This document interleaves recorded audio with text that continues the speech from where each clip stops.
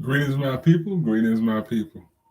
I greet you in the words of how I always greet you. A BB48. Today is what is today? Today is May 3rd, 2022. Uh, Tuesday, May 3rd, 2022.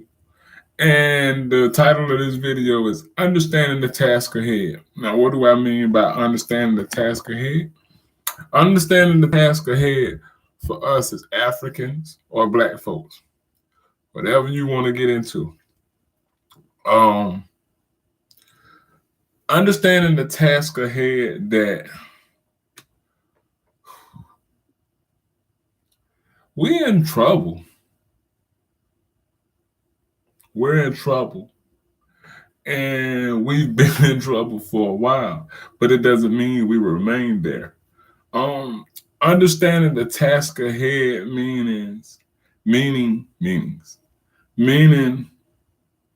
what we're up against, you know, and we have such a multitude of different type of understandings. Like how when I just laid off, I said African or Black folks. So we have sections of people that say, I ain't African, I ain't Black, um, I'm not this. Understanding the task ahead that I was talking to a friend earlier, and we always have this thing where we say we got to come together. We always say as Black folks, we got to come together. We got to come together. We got to come together. African folks, we got to come together. And I'm with that. But there's the second part of this question.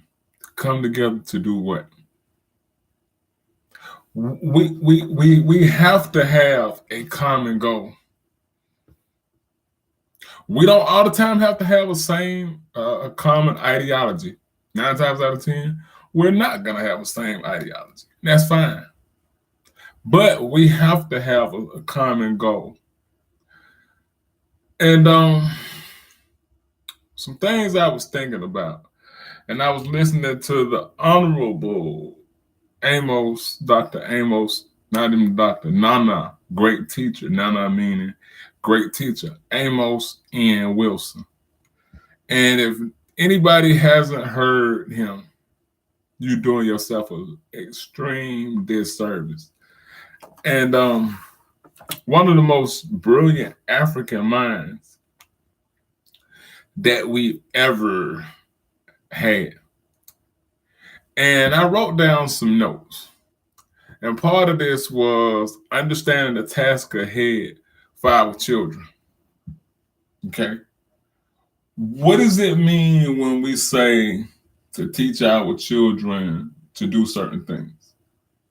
To teach our children. I did a panel over the weekend. I was a speaker on a panel over the weekend. And I said things like, we have to prepare our children. And a lot of times, understanding the task ahead is we got to understand we face problems. And we face problems that are specific to us as Black and African people. Yes, this system oppresses people in general. It controls people in general. But I think anybody that has been living for the last, 500 years would understand that we've been oppressed in a different type of fashion. That makes sense what I'm saying. We've been oppressed to where people say, others love to say, pull yourself up by your bootstraps. Oh, all you guys do is complain. Oh, all you guys do is blame everybody else for your mistakes and your problems. And part of this, when we're talking to our children, we must be intentional with what we're teaching our children. And some of us, we do ourselves. And on that panel, I said, we do our children a disservice by not teaching them the truth of this system, the truth of who is our enemy. We have a thing where we say, well, we are our biggest enemy. You know, well, what about what black folks do to black folks? I see the basketball player that went viral. Remember, I said I'm not gonna say this guy's name because he swears people have to speak his name to be relevant. But the basketball player that was a busted bus. I'll say that. I saw something and I didn't even watch it, so I can't go into full. That's ignorant to go into full things and of something you didn't watch. But I saw a title. He said, "We love to say this as black folks. Black Lives Matter," where we will look at a crime committed by a black person against another black person. And out of our ignorance and not understanding of how we've gotten into certain situations, we begin to get mad and we say, Black Lives Matter. Well, see, I'm sick of all of this because we don't know what we're talking about. We don't know what we're talking about. We just press live and we begin to start talking. And the more people watch us, the more encourageable we become. And popularity has replaced intelligence. So if a person is popular, we begin to automatically think this person is intelligent and this person has to know what he's saying. 500 people are listening to him. Well, 500 people are ignorant with him. And we'll say things like Black Lives Matter where? And I've spoken on this time after time after time again, the Tapstock Institute. And I said the Tapstock Institute is the brains of America, in my opinion. And the reason I'm saying that and I'm bringing up that is to say we love to blame us and say, what about what we do to each other? And I'm not dismissing it. I had a great conversation with a friend a couple of days ago, and her and I were discussing these things. And I said, well, you have to understand how we got into these situations. Because what we tend to think, we say, well, you know, and I've seen Lil Boosie on Vlad at one point. He sits and says, well, black folks are the most violent people ever. Well, we are definitely most violent. We do this, we do that, blah, blah, blah, blah, blah. Well, we got to look at it like this. Look at this point. If we were the most violent, killing, destructive people, how did we get colonized? Think about that. Think about what I'm asking you. How did we become enslaved? How do we become captives? If we are these violent people, if we are our biggest enemy, because in a paper that I wrote, I said you wouldn't blame. Okay, let's put it like this, and if I'm not making sense, message me. Let's say a person goes and buys a gun from a pawn shop, and the pawn shop owner is an other. It could be any other you want to put him as. And the person buys it is us. And this person buys this gun and go destroy, kill people. Would we blame the person that sold them the gun? Or would we blame the person that did the task? Answer that any way you want it. And the reason I say that is because we love to say things like, oh, Africans sold Africans into slavery. Because we never want to put blame on the person who's really the culprit behind this. That makes sense what I'm saying? We want to always blame others. We want to always blame us because that's the most comforting for us. to say you have a ton of people that are denouncing African culture for the sake of an American culture or the sake of indigenous culture or whatever. And the first thing they go to is say, well, black folks, your own ancestors sold you into slavery. I'm not discounting the people that were in cahoots. But and we use this to get mad at an entire race because this is how we're programmed. Pretty much like people, females or males. When a female has been done dirty by a brother or a black male or vice versa, a female or a black female, to justify them going to the other side, they totally blast everybody. You don't even want to deal with black folks no more. You say black folks this, all black men are this, all black men is that. But when we go to the other side, it's none of that.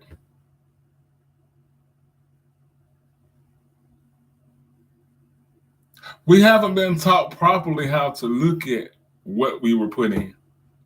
And by me bringing up the Tapstock Institute, this is the social engineering factor.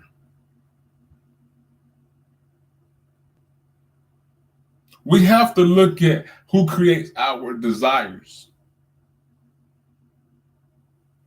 The ruling class creates your desires. Ba-da-da-da-da. What's that? I'm loving it. Ooh, I want me some McDonald's. Every kiss begins with K. Ooh, K Jewelers. I don't want to grow up. I'm a Toys R Us kid. This is why they create musical jingles.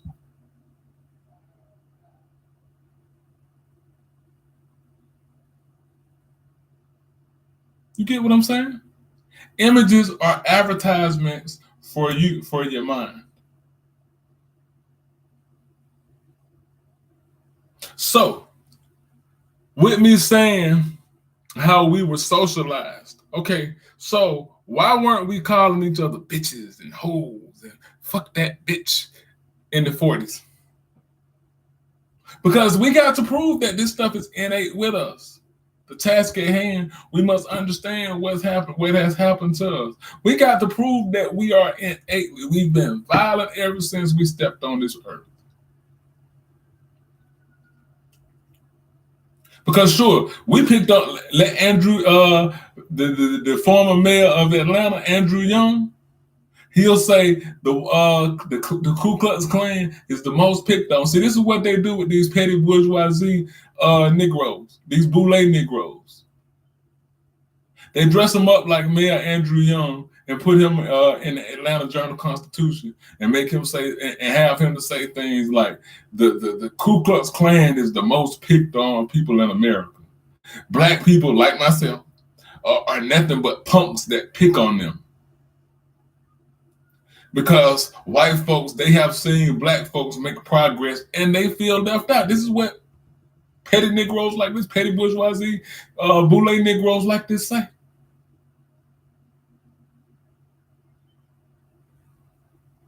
So how can we just, because in our mental dichotomy, the split that's in your mind, we can totally omit the Ku Klux Klan, the killing of Medgar Evers, the killing of Malcolm X, the assassination of Martin Luther King, the assassination of Patrice Lumumba, the assassination of Tupac Shakur, the assassination of Fred Hampton, the assassination of Steve Biko. Should I keep going? The assassination of Maurice Bishop. But we're violent, right? Now, in this task at hand, name me, you see how I just named them flat out? Name me those many others that we have specifically taken out like that. Progressive other leaders. Because we got to understand what we're saying. So in this socialization, okay, also now we see how come all of a sudden now we have transgenders, transformers, gender benders. All of a sudden, we just got this mass amount of transgenders that's just popping up out of everywhere. We got Dwayne Wade's son, who's been an influencer. That's a powerful word. When we're hearing people say, I'm a social media influencer, that's a powerful word when you have influence over people.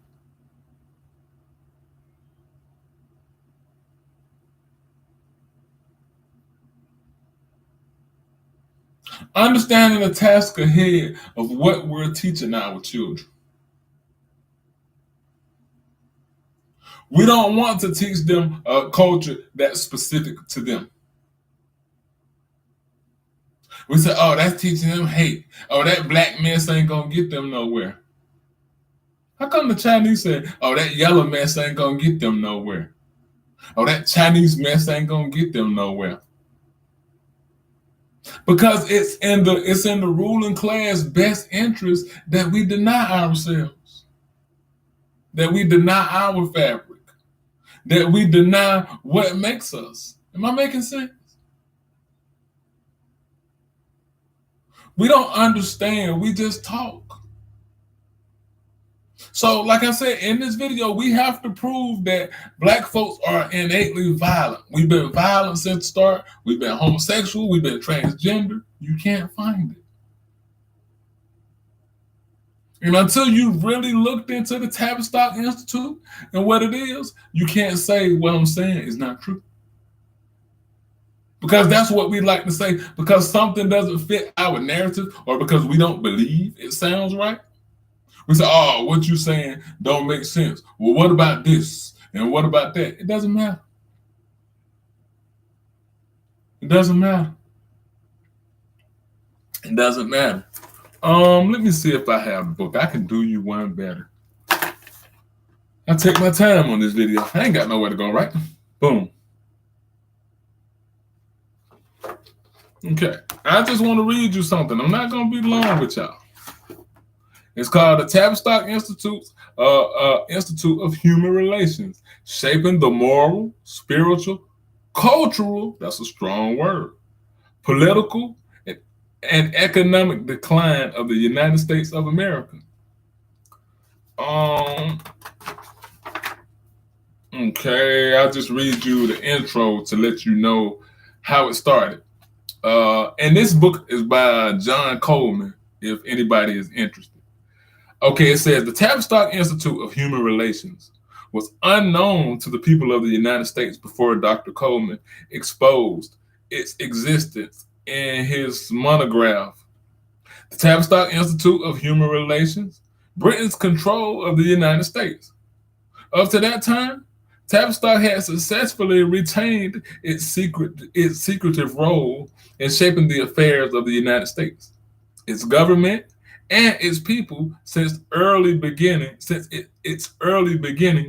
in London in 1913 at Wellington House. Wellington House, Wellington House, House. Okay. Since Dr. Coleman's original article exposing the ultra-secret organization, others have come forward with claims of authorship, which they were unable to substantiate. Tapstock began as a propaganda-creating, disseminating organization centered at Wellington House, which was where the original organization was put together with the intent of shaping a propaganda outlet that would break down the stiff public resistance being encountered to the looming war between Britain and Germany. Okay. The project was given to Lords Rothmere, Rothmere, and Northcliffe, Northcliffe.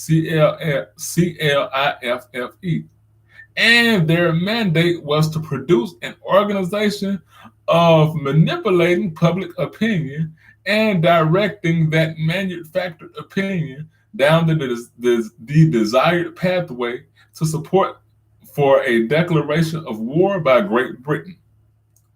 Okay. And I'm just going to read you a couple of things. Okay. Okay, this is chapter 1. That was the intro. This is chapter 1. It's called Founding the World's Premier Brainwashing Institute. Okay, we have to look at those names that I gave you. Lord Rothmere, Lord Northcliffe, people in the British monarchy, the Lord Rothschild, and the Rockefellers.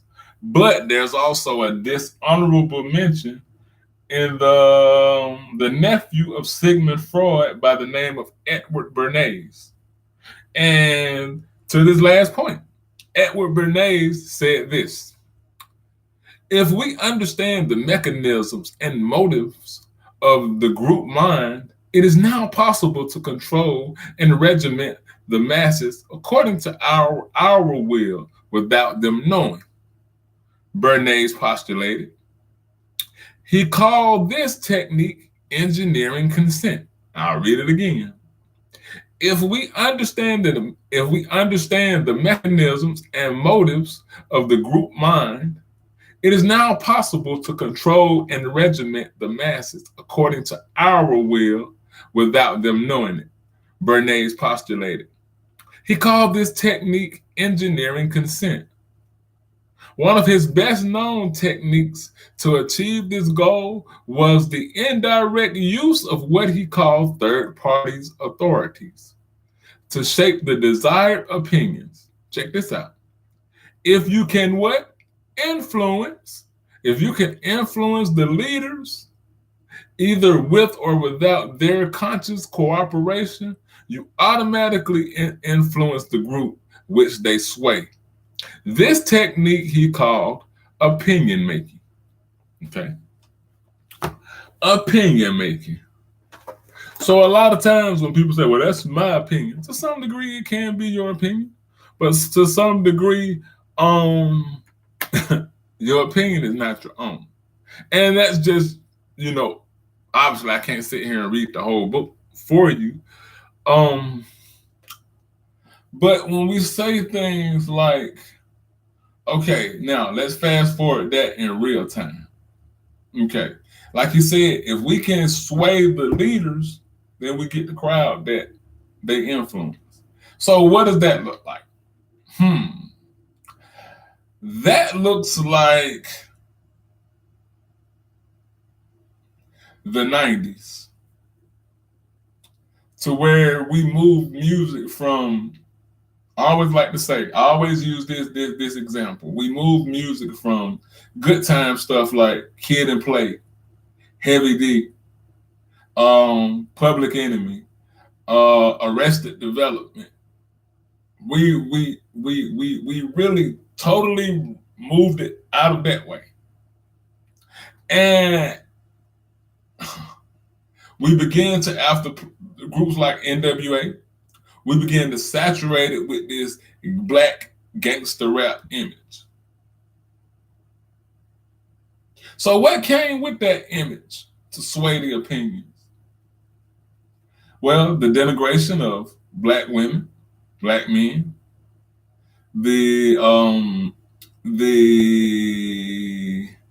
what's the word I'm looking for? The promotion of selling crack cocaine to your neighborhood. And when that came, hey, look, when that came, what did that do to us? Because again, we did it to ourselves, right? We are our own worst enemies, right? That's what we say, right? So with us being our own worst enemies, that means we ship this stuff to ourselves.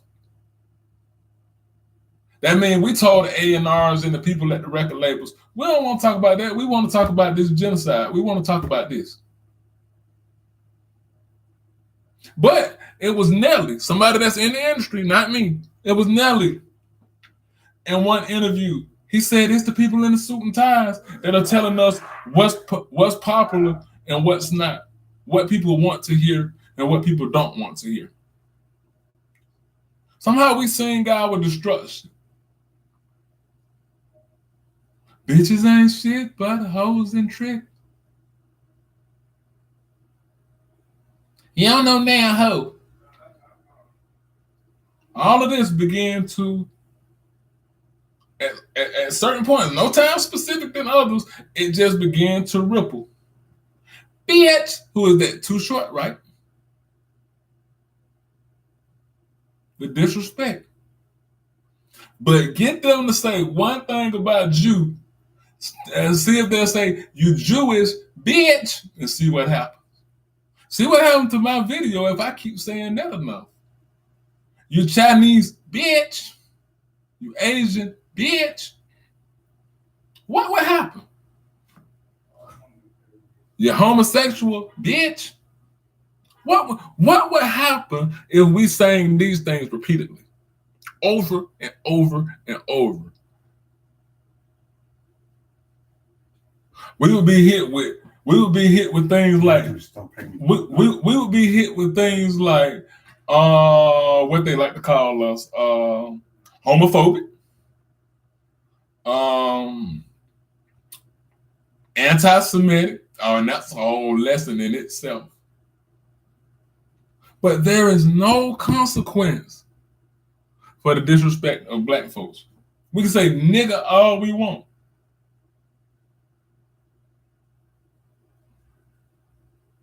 It is not offensive. The task at hand of understanding little nuances like this that create a big problem.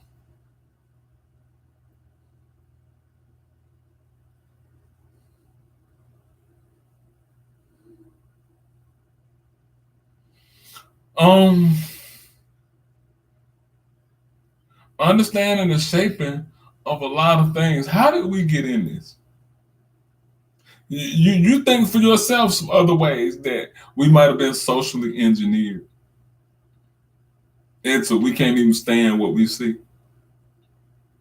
I was looking at I forget the name of that show. It's a football show, and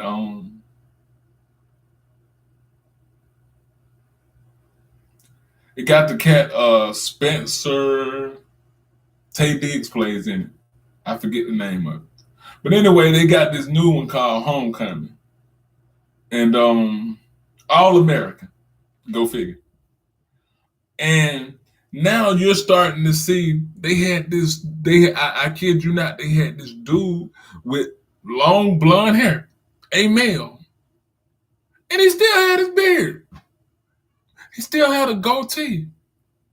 The image of black masculinity has been severely broken.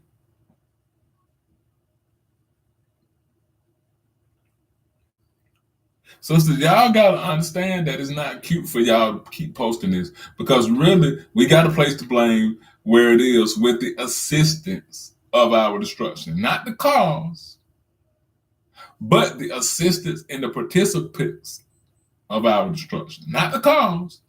You're not the root cause, but to assist because you don't understand what's at hand. You complain about dudes not being real. No real men, but you laugh at men in wigs. How many times can a man in a dress continue to be funny? And I was having also this conversation with my friend last night, and I was telling her that with my grand, she's 4 years old. I don't have to, if she wants to do hair, I don't have to allow her to put pink glitter in my hair. If we're gonna do a tea party, I don't have to dress up in a tutu. That's not beautiful fatherhood. Beautiful fatherhood is just being present there with her or him to do a tea party or whatever you want to do with your son. Seeing black masculinity, uncompromising, strong black masculinity at all times. Not over the top, misogynistic, uncompromising, beautiful black masculinity.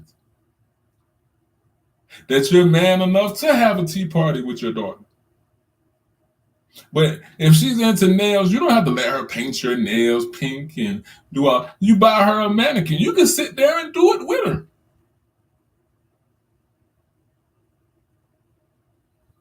But we have to be careful with the images that we are pushing and allowing them to see. You know, Nana Amos Wilson, back before I close out, Nana Amos Wilson said, teaching them to read is not enough. He said, Colin Powell can read. But he said Colin Powell used his reading to destroy African bomb and help assist bombing African villages.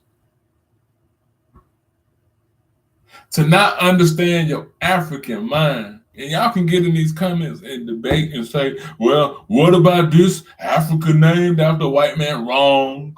And I'm not gonna, this is not the time to break that down. I'll break that down at another time. Well, we don't want to look at Amerigo Vespucci, but that's a whole nother comment. But anyway, to teach them to read is not enough. To teach them to get an education is not enough. But to teach them their African self, to teach them the task at hand, to teach them that they are a target, that they do have enemies. To sit there and tell them, well, you know, you got to look out for black folks as much. And look, I'm not negating that because this is a proximity thing. That we are the most dangerous to ourselves in our proximity because it's HIT at home. This is how you get the over-the-top black male that takes a lot of SHIT at work and comes home and takes it out on his wife and kids. Because he has to eat SHIT to keep his job. And I'm not saying it's okay. I'm only explaining my point of view of the illness behind it, the methodology or the pathology behind it. That ever since they encountered us and they overtook us, as the Honorable Khalid Muhammad would say, they created laughing barrels that we had to stick our head down. Can you imagine being dehumanized to that level that you can't even laugh or smile in their presence because they're so insecure and they're so punkish that they think you're laughing at them? So it dehumanizes you. To watch them take your wife and rape her, take your daughter, do whatever, take your sons, because we know how they get down. And do whatever they want to do, and you can't protect them. Just like when they came to Emmett Till's house and just took him. Because they instill that type of fear in you. So who do you take it out on? The person that looks like you. Understanding the task at hand. Understanding how we got in this situation. So if I made sense, I'm not going to go too much longer, even though I can. I'm not going to go too much longer. But I just kind of wanted to share that. I haven't done a video, and I just want to keep doing videos. And if you like what I'm saying, comment, let me know. Hit that like button, subscribe, say, yo, Obasi, what you saying is on point, or yo, Obasi, I don't agree. It ain't gonna matter, you know, but I can I'm objective. I can hear a difference of opinions. But yeah, my people, we gotta understand what happened. And we gotta not just totally blame us. I'm not saying we shouldn't take accountability, because the accountability really doesn't. Last point, the accountability really doesn't kick in until our consciousness turns on, because we're not able to properly decipher things until we get into a different level of understanding. That's Dr. Neely Fuller and ancestor Mama Frances Cress Welsing said, until you understand racism, white supremacy, what it is and how it works, everything else will only confuse you. So on that note, I'm out. I say I leave you how I greeted you in the words of a BB for Hodier, African liberation for African people. Oh, okay. Yo, okay, how you doing, fam? We have an opportunity to capitalize now. Are you still with me? Queen K. I don't know if you're still with me. I just now saw that comment, and I be flowing. So if I get to flowing, sometimes I don't look at it, but yeah, definitely. Hit me up with a message because I remember you saying about us linking up, doing things together. But hit me up with a message if you still can see this. I leave you how I greeted you and a BB for Hodier, African liberation for African people. Peace.